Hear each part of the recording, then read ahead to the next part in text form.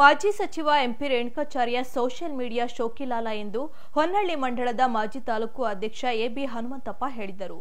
ಸುದ್ದಿಗೋಷ್ಠಿಯಲ್ಲಿ ಮಾತನಾಡಿದ ಅವರು, ರಾಜ್ಯಾಧ್ಯಕ್ಷರಾದ ವಿಜಯೇಂದ್ರ ಅವರು ರೇಣುಕಾಚಾರ್ಯ ಅವರನ್ನ ಗೆಲ್ಲಿಸಿ ಎಂಬ ಹೇಳಿಕೆಯನ್ನ ಸಂಗೊಳ್ಳಿ ರಾಯಣ್ಣ ಪ್ರತಿಮೆ ಮುಂದೆ ನಿಂತು ಹೇಳಿದ್ದಾರೆ. ಅಂತಹ ಕಳಂಕಿತ ನನ್ನ ಗೆಲ್ಲಿಸಿ ಎಂದು ಹೇಳಿದ್ದಾರೆ. ನಮಗೆ ರಾಜ್ಯಾಧ್ಯಕ್ಷರ ಬಗ್ಗೆ ಗೌರವ ಇದೆ. ಕೂಡಲೇ ಅವರು ನೀಡಿರುವ ಹೇಳಿಕೆಯನ್ನು ವಾಪಸ್ ಪಡೆಯಬೇಕು ಎಂದರು.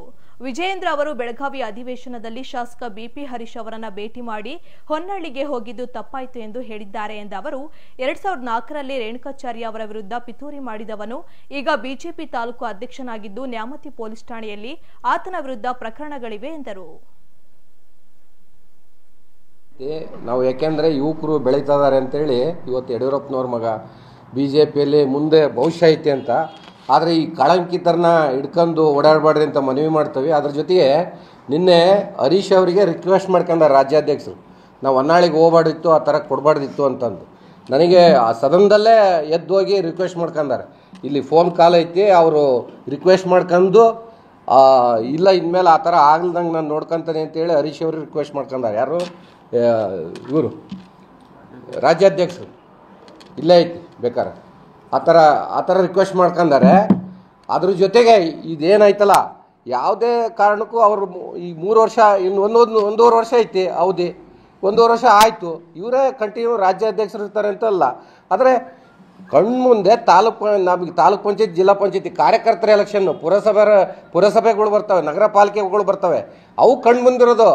ವಿಧಾನಸಭೆ ಅಸೆಂಬ್ಲಿ ಚುನಾವಣೆ ಕಣ್ಮುಂದಿಲ್ಲ ನಮಗೆ.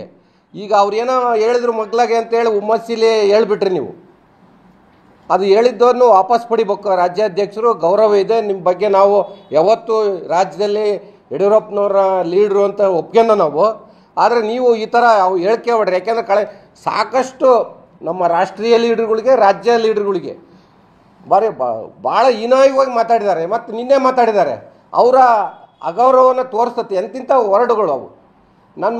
ನಮ್ಮ ಮನೆ ಕಾಯ್ತಿದ್ದ, ನಮ್ಮ ಮನೆಗೆ ಒಳಗೆ ಬರ್ತಿದ್ದ, ನಮ್ಮ ಮನೆ ಬಿದ್ದಿರ್ತದ್ದ ಒಬ್ಬ ಏಕೈಕ MLA, ದಾವಣಗೆರೆ ಜಿಲ್ಲೆ ಒಳಗೆ ಏಕೈಕ MLA, ಅದು 50,000 ಮುಸ್ಲಿಮ್ಸ್ ಇರೋವಂಥ ಕ್ಷೇತ್ರದಲ್ಲಿ ಅಂಥದ್ದು ಇದರಲ್ಲಿ ಗೆದ್ದಿದ್ದಾರೆ. ಗೌರವ ಕೊಡಬೇಕು. ಏನೇ ಇದ್ದರೂ ನೀವು ಮಾತಾಡ್ಕೊಳ್ರಿ. ಅದು ನಮ್ಮನೆ ಬಿದ್ದಿರ್ತದ್ದ, ಏನು ಬಿದ್ದಿರ್ತದ್ದ? ಅವರಪ್ಪರು, ಅವ್ರ ಅಜ್ಜರು MLA ಹಿಂದೆ, ಅವರಪ್ಪರು 2 ಬಾರಿ MLA, ಅವರು MLA, ಸಾಕಷ್ಟು ಹೋರಾಟ ಮಾಡಿ MLA ಆಗಿದ್ದಾರೆ. ನೀನು ಮೊನ್ನೆ ಬಂದಿರೋದು. ಇವತ್ತು ನೀನು ಅವ್ರ ಅಕ್ಕ, ನಮ್ಮ ಅರಕೇರಿ, ನಮ್ಮ ಅಕ್ಕನ ಮಗ ಅವನು ಹರೀಶ್, ನಮ್ಮ ಅಲ್ಲೇ ಅವ್ರ ಅಮ್ಮ ಅರಕೇರಿದು. ಇವತ್ತು ಅವ್ರ ಮನೇಲಿ ದುಡ್ಡು ಇಸ್ಕೊಂಡು ಮನೆ ಕಟ್ಟಿರೋ ದುಡ್ಡು ಕೊಟ್ಟಲ್ಲ 20 ಲಕ್ಷ, ನೀವು 13 ಲಕ್ಷ.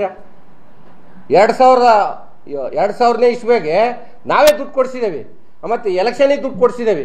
ಇವರು ಮೊದಲೇ MLA ಆದ ಕೂಡಲೇ ಚಾಲೆಂಜ್ ಬರಲಿ, ಬೇಕಾದ್ರೆ ಧರ್ಮಸ್ಥಳಕ್ಕೆ ಬರಲಿ.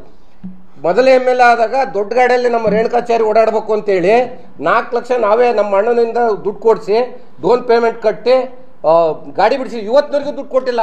ಕೊಡಾರಂಥವ್ರು ತಾಲೂಕು ತುಂಬ ದುಡ್ಡೇ ಕೊಟ್ಟಲ್ಲ ನೀನು.